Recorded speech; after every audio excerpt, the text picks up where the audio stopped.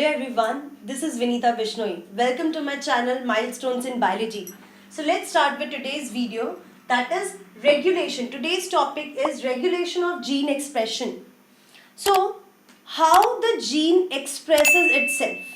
कोई भी जीन जो होता है वो अपने आप को एक्सप्रेस करता है प्रोटीन के फॉर्म में, तभी वो प्रोटीन जो है हमारे फिनोटाइपिक कैरेक्टर के लिए रिस्पॉन्सिबल होते हैं. So this is how gene expresses. ठीक है, तो वो एक्सप्रेशन का तरीका है by making mRNA and then mRNA will make protein through translation.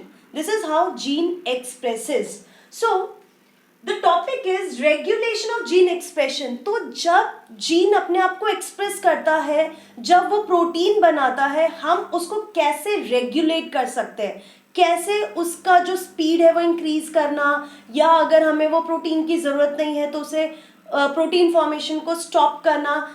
This is what called as regulation of gene expression. So this regulation is different in case of prokaryotes and in case of eukaryotes. तो eukaryotes and prokaryotes के case में ये जो regulation है ये different होता है. In case of eukaryotes regulation can be controlled at various level. In case of eukaryotes there are 4 points of control, और आप बोल सकते हो there are 4 points of gene regulation.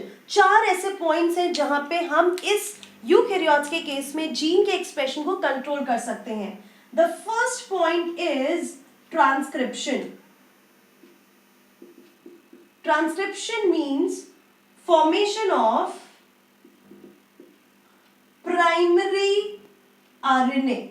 Means आप उसे HNRNA बोल सकते हैं.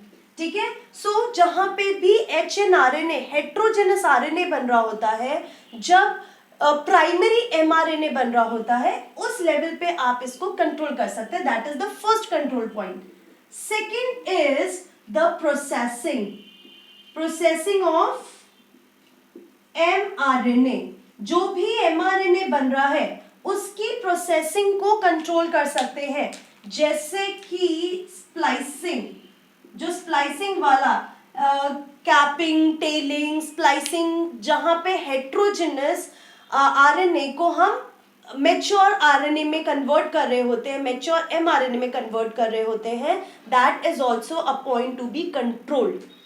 Next is third one is when mRNA is moving out of nucleus into cytoplasm.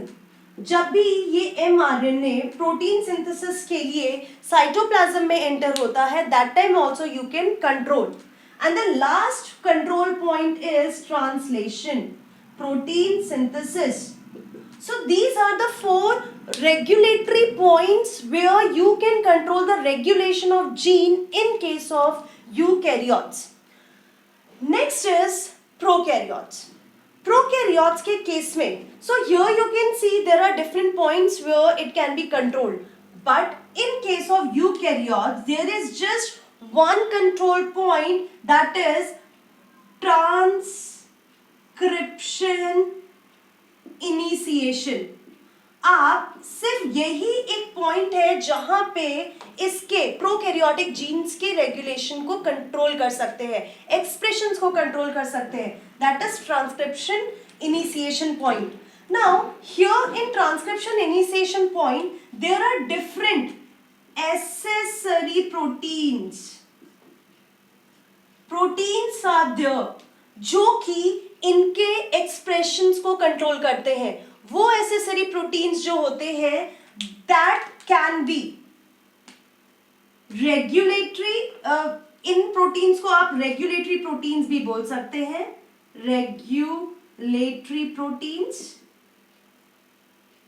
ये जो रेगुलेटरी प्रोटीन्स होते हैं, दीज कैन बी इंड्यूसिबल और inhibitors. फाइन, ये प्रोसेस को इनिशिएट भी कर सकते हैं अच्छे अमाउंट में एंड ये प्रोसेस को स्टॉप भी कर सकते हैं, ये एसेसरी प्रोटीन्स होते हैं।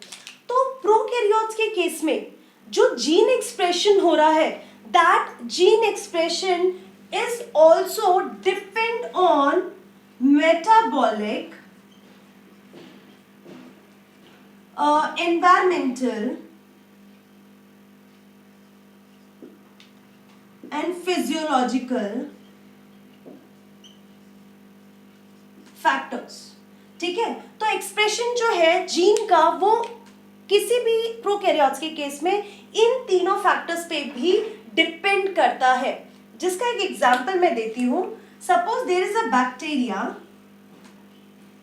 एंड बैक्टीरिया के अंदर डीएनए सेगमेंट है। This DNA segment forms an enzyme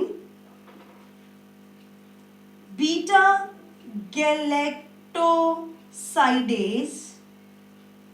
ये जो एंजाइम होता है, ये एंजाइम लैक्टोज को ग्लूकोज एंड गैलेक्टोज में कन्वर्ट करता है। Clear? Again I am repeating it. There is a DNA, that DNA is going to make mRNA and that mRNA is going to make protein and that protein is enzyme beta galactosidase। और ये enzyme का function है कि lactose को glucose and galactose में change करेगा। So what happens if there is no lactose in the environment? उस bacteria के अंदर जब लैक्टोज नहीं है तो इस जीन का कोई काम नहीं है। तो जब जीन का काम, इस जीन का काम नहीं है, so this will not be expressed. ठीक है, सो this is the environmental factor which is controlling the expression of this gene. ये केमिकल है जो इस जीन के एक्सप्रेशन को कंट्रोल कर रहा है। That happens in case of prokaryotes. Okay, next point here is that E. coli में Jacob and Monod, these two scientists has given a concept about operon। Operon concept देने वाले ये दोनों साइंटिस्ट थे और इन्होंने ये कॉन्सेप्ट ई कोलाई बैक्टीरिया से रिलेटेड दिया था। इसको यूज करके कॉन्सेप्ट के बारे में बोला था। Now what is operon? Operon is a segment of DNA, or you can say it's a gene having regulatory segments। Fine, ये डीएनए का एक सेगमेंट है और आप इसे बोल सकते हैं this is a gene which is having a regulatory segment on it.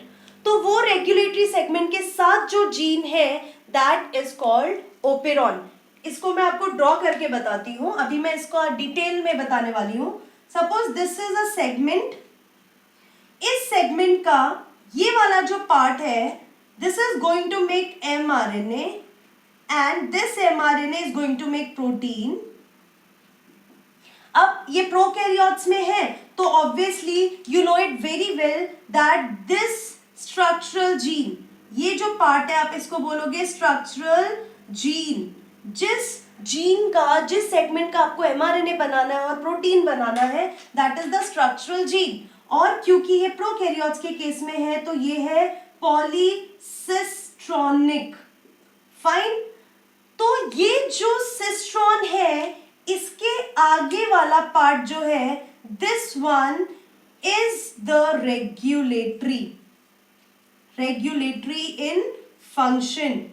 ये जो है regulatory portion that is going to control the expression of the structural genes. तो आप देख सकते हो यहाँ पे 3 स्ट्रक्चरल जीन है और इन तीनों के लिए सिर्फ एक ही रेगुलेटरी सेगमेंट है, एक ही रेगुलेटर से ये तीनों कंट्रोल हो रहे हैं। फाइन, तो जैसे अगर आपके रूम में 3 फैंस हैं तो उनके लिए सिर्फ अगर एक ही रेगुलेटर है तो वो ही कंडीशन आपको यहाँ पे सोचनी है। There is just one regulator for these 3 different proteins. This was given by, this is the operon concept given by Jacob and Monin. Now जो ओपेरॉन है ये दो टाइप का होता है. Operon is of two type. One operon is inducible operon and the other is repressor operon. ये जो inducible operon होता है always switched off and sometimes working. ज्यादातर टाइम ये जो इंड्यूसिबल होता है ये स्विच्ड ऑफ रहता है और कम टाइम ये वर्किंग होता है, ये ऑन कंडीशन में रहता है. और ये वर्किंग तभी होता है working in presence of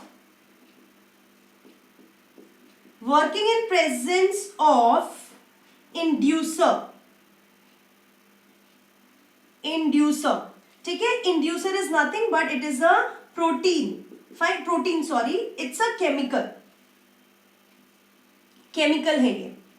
So ये जो ओपेरॉन है, ये जो जीन सेगमेंट है, ये जो डीएनए का सेगमेंट है, ये सिर्फ वर्किंग होता है when the inducer is present.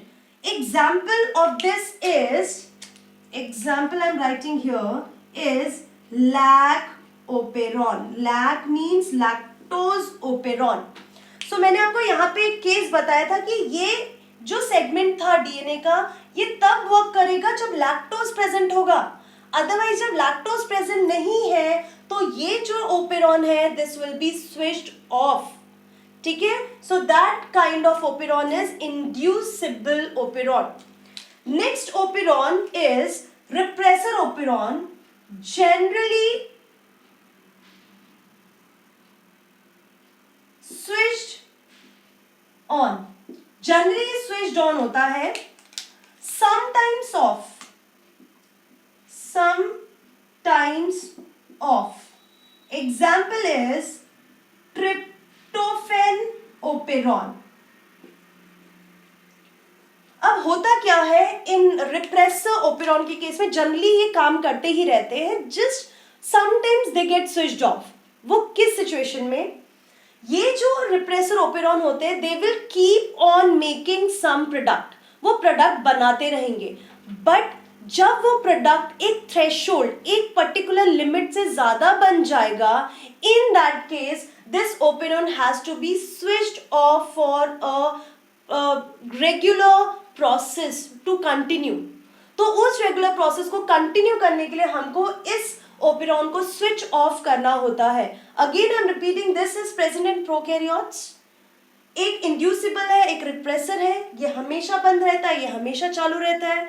ये कभी कभी स्टार्ट होता है, वो भी जब यहाँ पे कोई केमिकल इंड्यूसर होता है.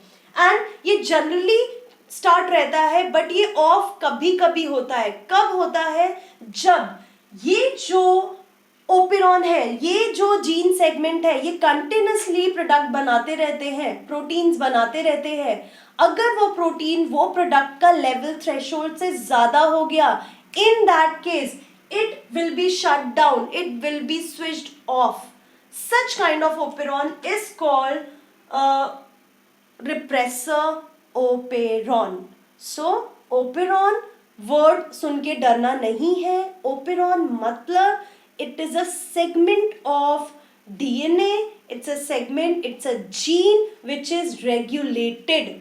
उसके पास एक रेगुलेटरी सेगमेंट होता है जो उस स्ट्रक्चरल जीन के फंक्शन को कंट्रोल करता है. जब हम रेगुलेशन की बात करते हैं प्रोकैरियोट्स में तो आपको बहुत अच्छे से पता है कि ये यहाँ पे ट्रांसक्रिप्शन लेवल पे ही आप कंट्रोल कर सकते हैं. सो ट्रांसक्रिप्शन स्टार्ट करने के लिए आपके पास पॉलीमरेज एंजाइम होता है, आरएनए पॉलीमरेज एंजाइम. सो हो क्या सकता है कि जो आरएनए पॉलीमरेज एंजाइम होता है तो ये जो कुछ एसेसरी प्रोटीन्स होते हैं जिनको मैंने बताया कि वो इंड्यूसर्स भी हो सकते हैं, मींस एक्टिवेटर्स भी हो सकते हैं, they can be inhibitor to.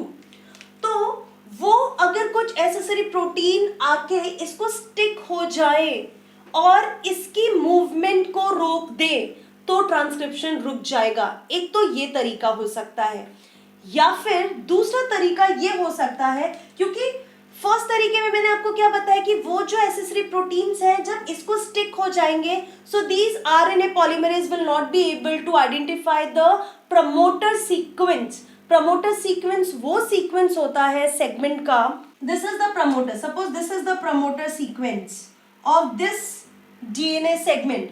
यहाँ पे आके पॉलीमरेज स्टिक होगा and then it will allow for formation of mRNA. But अगर ये प्रमोटर पे आए उससे पहले ही कोई प्रोटीन आके उसको स्टिक हो जाए और उसको गुमराह कर दे या उसको फाइंड आउट ना कर पाए RNA polymerase because of that protein, वो प्रोटीन फिर इसका इनहिबिटर हो गया। ये तो एक तरीका हो गया जब आपने आरएनए पॉलीमरेज को रिकॉग्नाइज नहीं करने दिया प्रमोटर सीक्वेंस को।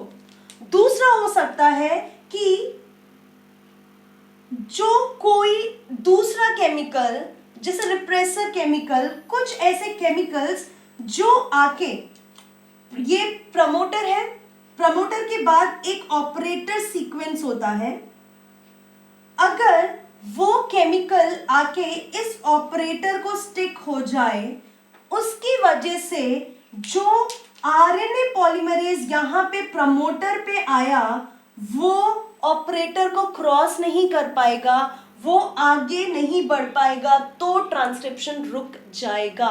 सो these are the two different ways in which we can control transcription in case of prokaryotes. So first I told you that either block the RNA polymerase with some chemical, and when you will block the RNA polymerase they will not able to identify the promoter sequence, or you can do there are some chemicals which are going to stick to the operator sequence of the operon और उसकी वजह से भी RNA polymerase आगे नहीं बढ़ पाएगा for transcription process. This is how there is a control on transcription, there is a control on gene expression. So क्या पढ़ा हमने आज में कि यूकैरियोट्स को ये 4 जगह पे अगर आप कंट्रोल करोगे तो जीन एक्सप्रेशन जो प्रोटीन सिंथेसिस है that can be stop. In case of prokaryotes को अगर आपको उसका प्रोसेस स्टॉप करना है, जीन एक्सप्रेशन स्टॉप करना है, then there is just one way, that is you have to control the transcription initiation. Transcription initiation को कंट्रोल करना जरूरी है। उसके लिए एक ओपेरॉन कॉन्सेप्ट बताया इन दोनों साइंटिस्ट ने, जैकब एंड मॉलिड ने, ई कोलाई बैक्टीरिया के अंदर, और उन्होंने बोला that operon is a segment of DNA which is controlled by a regulatory sequence. अब ये जो ओपेरॉन होता है इंड्यूसिबल भी हो सकता है, रिप्रेसर भी हो सकता है।